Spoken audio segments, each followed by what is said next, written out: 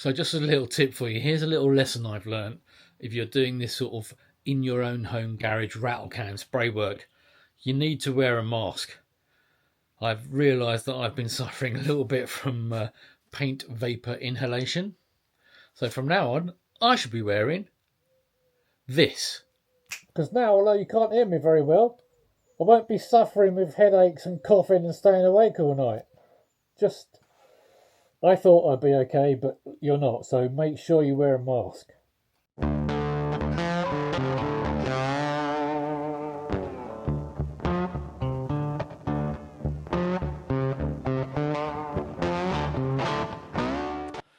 Well, back again, back in the garage, back with the Harley.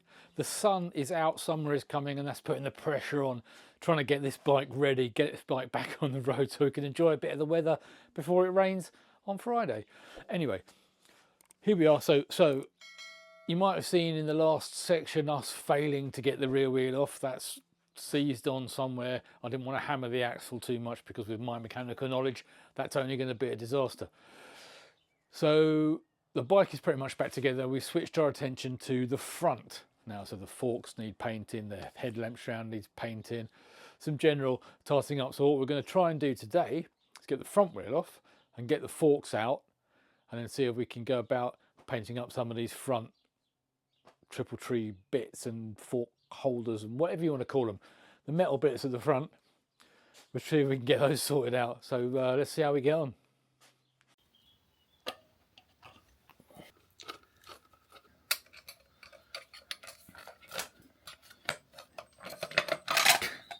Oh my god. You're supposed to take this off, take this ring out, and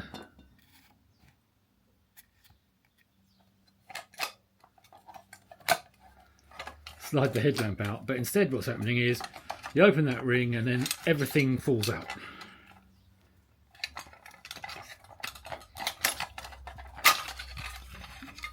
There you go. That's supposed to be holding that in.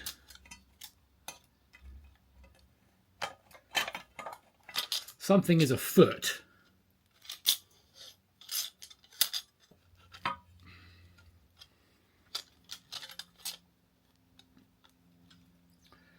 Oh my good grief. I'm going to take these out, which I've loosened already.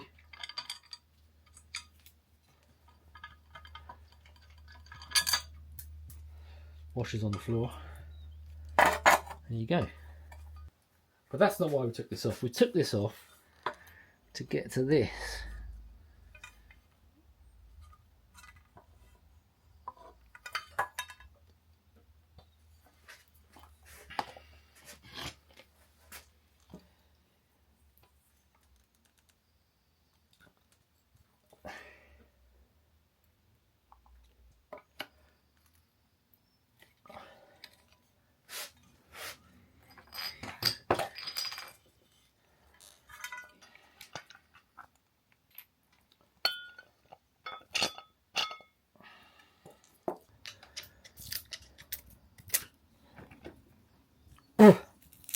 Beautiful. I've never seen paint come off a bike like this before. Put your fingernail under it and just peel off whole strips of bike paint, and that's what happens if you leave your Harley under a tap for 9 years. Someone's done a real cheap paint job on it, but that would have been Harley, I'm guessing, in the first place.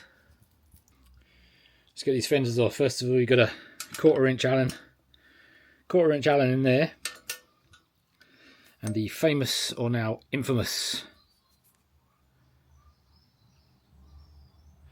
½ inch spanner on the back. Let's have a go. Gosh, that's the easiest bolt I think I've taken off of this bike so far. Well, there you go.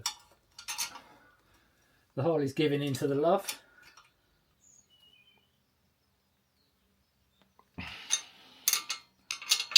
Did we speak too soon?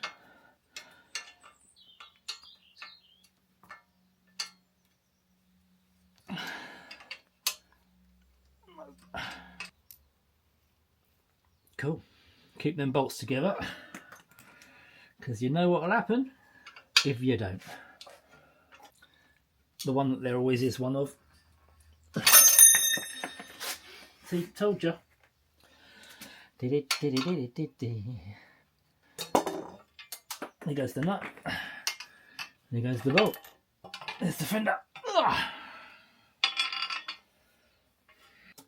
Get these brake calipers off out of the way, and at the same time we can get rid of this very fetching but historical now tax disc holder. As you can see, that's the last time it was on the road. That's 10 years ago, the last time it was legally allowed to be on the road. And, we'll get these off. Brake calipers, the brake caliper off. This is a 10mm 12 tooth star socket, whatever you want to call it.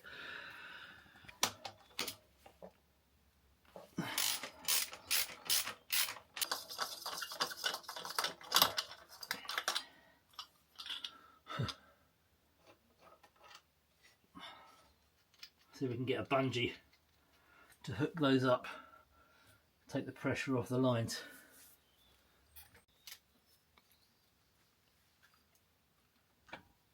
Let's hang it off there. Let's hang it off the brake lever. Where are we going to hang it off of? Just hang it off of the frame there. Here we go. Let's take the weight off the caliper here, so that there's no weight hanging on these brake lines. Now we can move on to getting this little baby out. Let's have a go at getting the wheel off.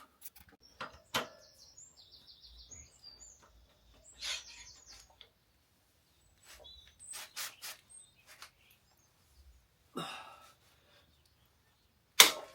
we go. So we've got the nut off. What we need to do is pay attention now to the spacers in here, how they're positioned, and see where the lines are. You see those lines are towards the wheel and away from the axle. And I think it's a thin spacer. I think there's a thin spacer on that side and a thicker spacer on this side. But we'll guess that as we get it off. 9/16, or is it the famous 1/2 inch? No, it is in fact 9/16. There we go.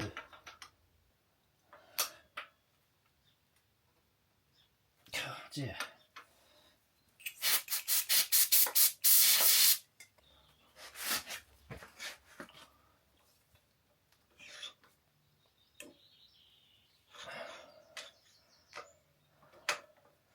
Well, easier with a bigger spanner. Let's see if we can knock the axle out.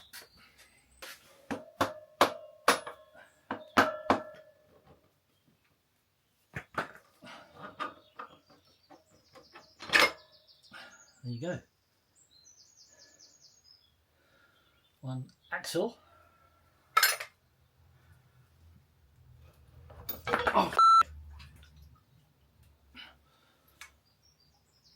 Okay. That was a bit unexpected.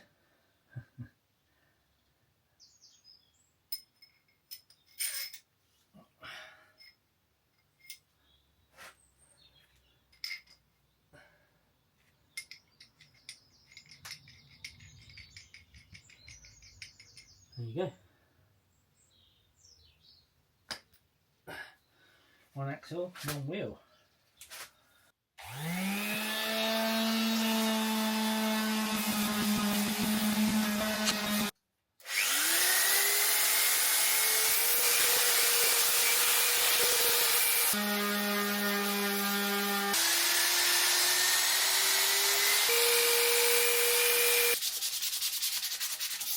Get 1200 wet and dry. Again, getting used to this by now, this process.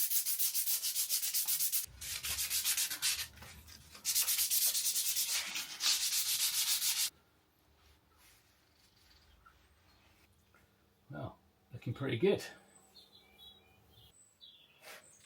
Now this is a T40 Torx bit in here.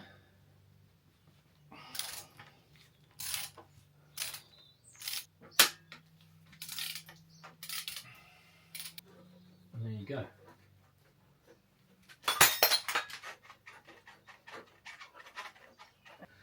One fork. 4 candles.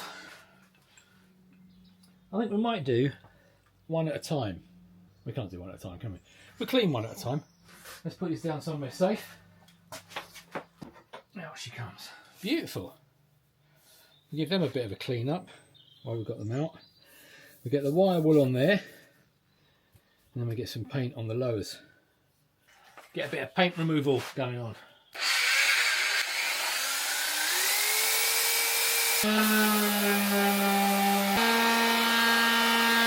Now we're back on the wire wool, just on the chrome of these forks, just to get all these little rust pits off.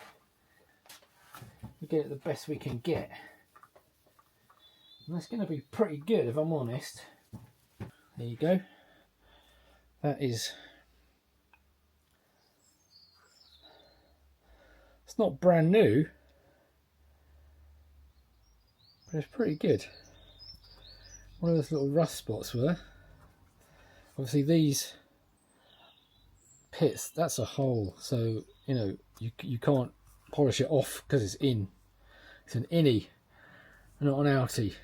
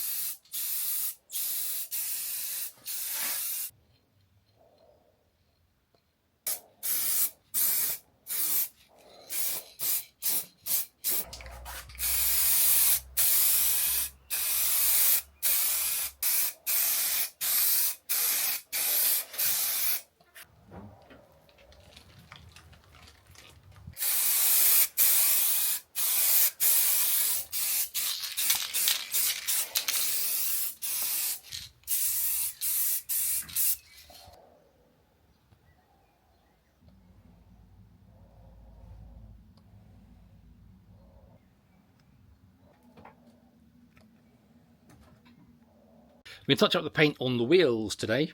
As part of whatever we're doing, we've got a refurb. A little bit of rust just going around the rim. It's not too bad, just a little bit, but we thought while we've got the wheel off, we might as well give it a bit of a touch up, make it look as good as possible. And then in the future it may well be that we send these off for a proper refurb because the spokes are a bit rusty.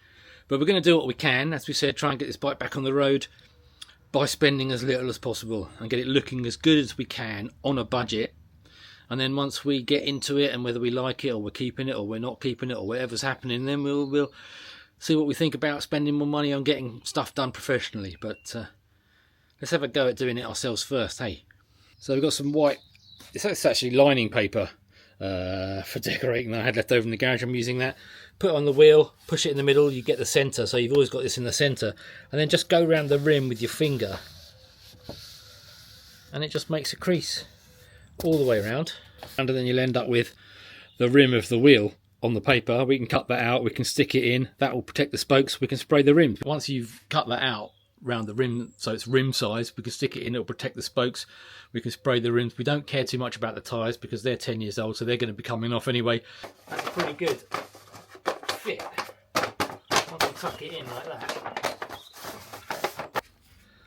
Well, amongst the things I found in my garage was this GT Pro Redline Pro Gallardo Black Professional Quality Wheel Paint. I think this was left in the garage by my stepson many years ago.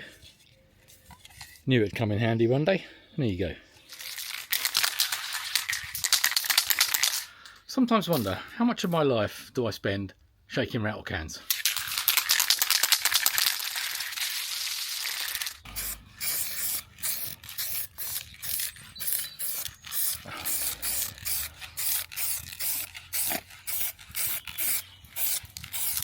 Smells lush, that paint.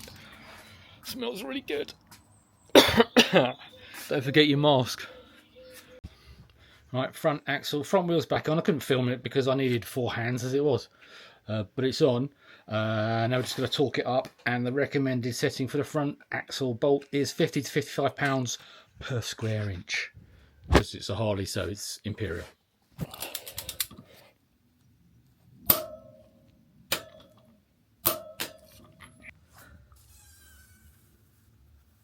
You might have noticed it's quite warm today.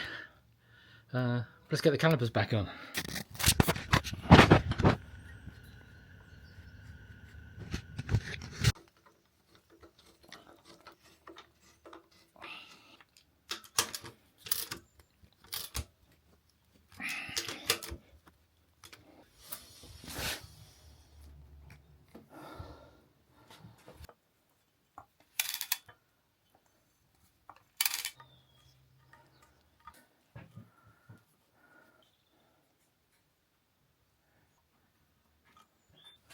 Oh no, I missed a bit.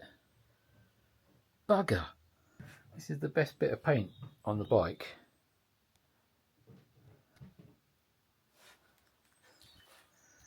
And I missed that bit. Arse. Don't you hate it when things like that happen?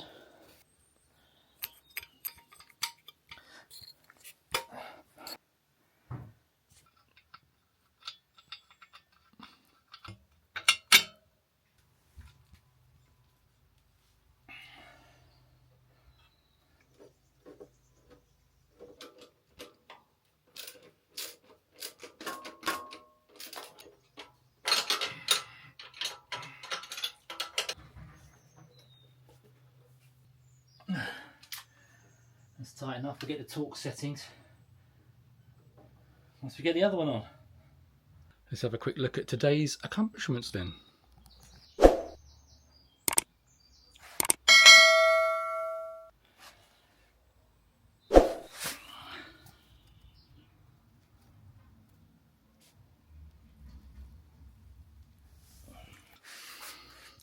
Almost looking like a workable bike. Here we go then with the last bit of making this a working concern.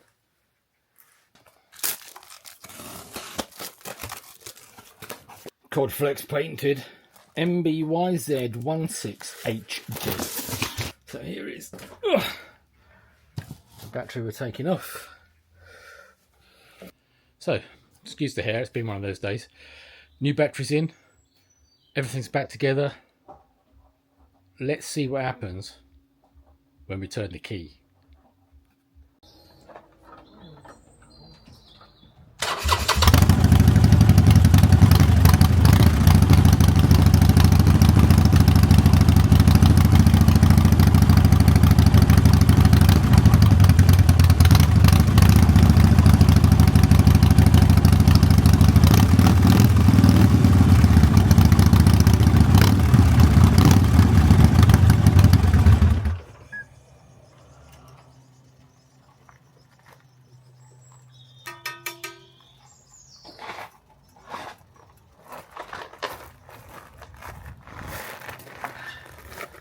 Take that as a win.